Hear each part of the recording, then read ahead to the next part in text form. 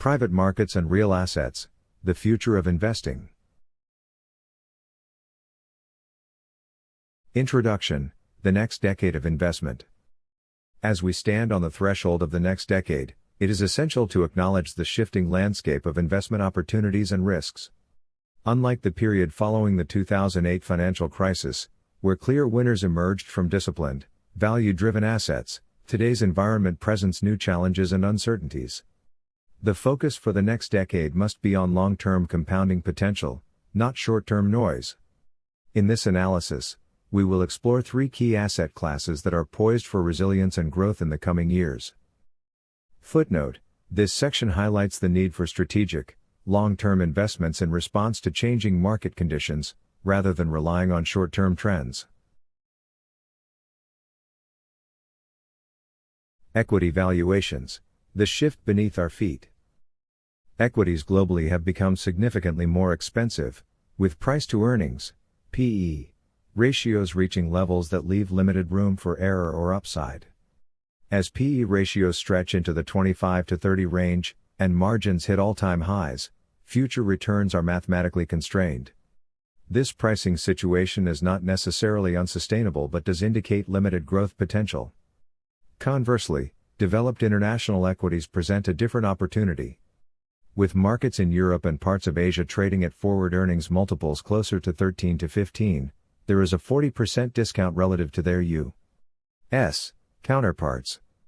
This discrepancy points to the potential for future repricing, where markets undervalued today may offer significant returns tomorrow. Footnote: the disparity in equity valuations between the U.S. and international markets suggests the potential for mean reversion, where undervalued markets may outperform in the future. The dollar's decline and its impact on investments. For over a decade, the U.S. dollar has been supported by higher interest rates and capital inflows, strengthening its position globally. However, this dynamic is beginning to shift, with central banks worldwide gradually diluting their policies. If the dollar weakens in the coming cycle, it will create a tailwind for assets held in undervalued local currencies. Currency exposure embedded in international equities is often overlooked by passive investors, but understanding and analyzing this risk factor can be crucial for maximizing returns. Footnote: the potential weakening of the U.S. dollar suggests that owning undervalued assets in local currencies may provide an advantage for future capital growth. Dividend yields and the compounding edge. In today's low interest rate environment, dividend yields are becoming increasingly valuable. Many developed market companies, particularly in sectors such as utilities, industrials, and consumer goods, offer dividend yields that surpass those available in the U.S. These dividends, when reinvested over time, can generate substantial returns, particularly in low volatility environments. This strategy leverages the compounding power of dividends, quietly but effectively boosting long-term returns. Footnote: dividends in international equities, when reinvested, offer a compounding edge, enhancing total returns in stable markets over time.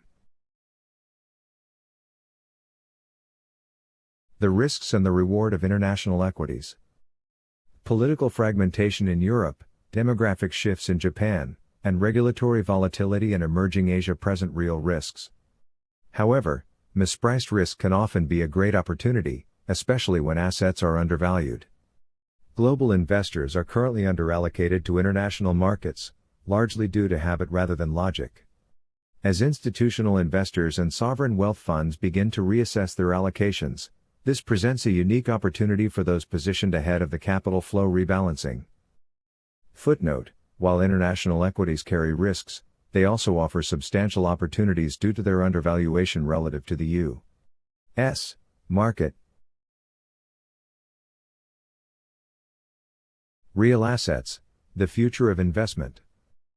As we move forward into the next decade, real assets, such as energy, infrastructure, and commodities, are expected to outperform traditional financial assets.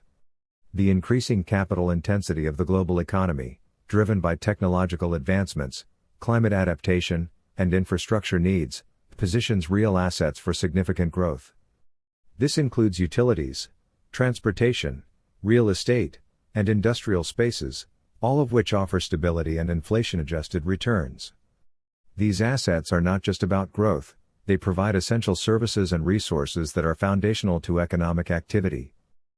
Footnote: real assets are poised to outperform in the coming decade due to the global demand for infrastructure, energy, and essential resources. The rise of private markets.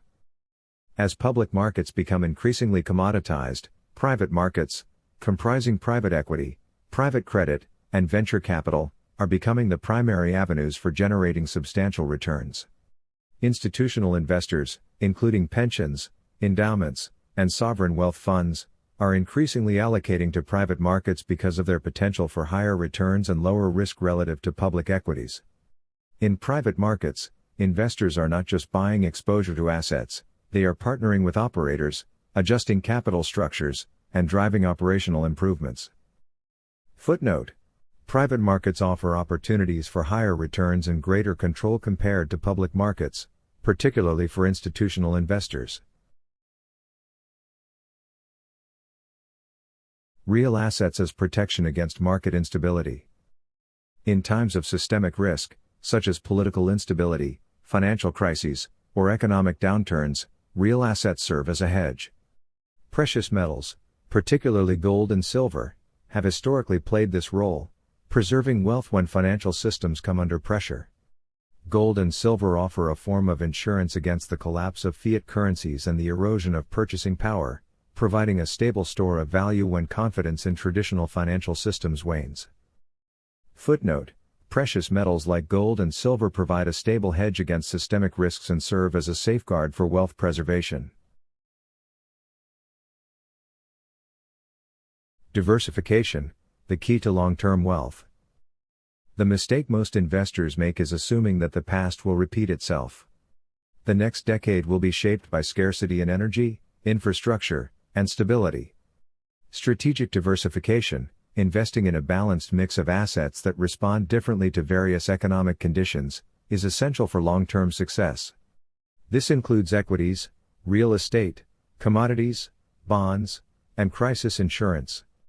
Portfolios designed for resilience, rather than growth alone, will navigate the complexities of the next decade most effectively.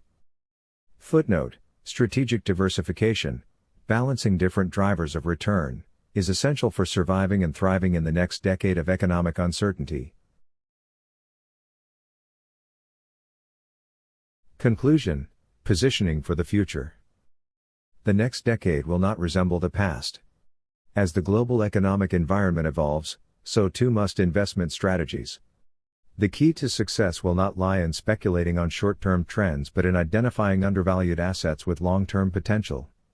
Real assets, international equities, and private markets offer the best opportunities for growth, stability, and resilience. The rational investor will prepare for the unknown by positioning their portfolio for the changes ahead, not simply the conditions of the past. Footnote: preparing for the next decade requires positioning portfolios for real assets, international markets, and private equity to navigate emerging economic realities.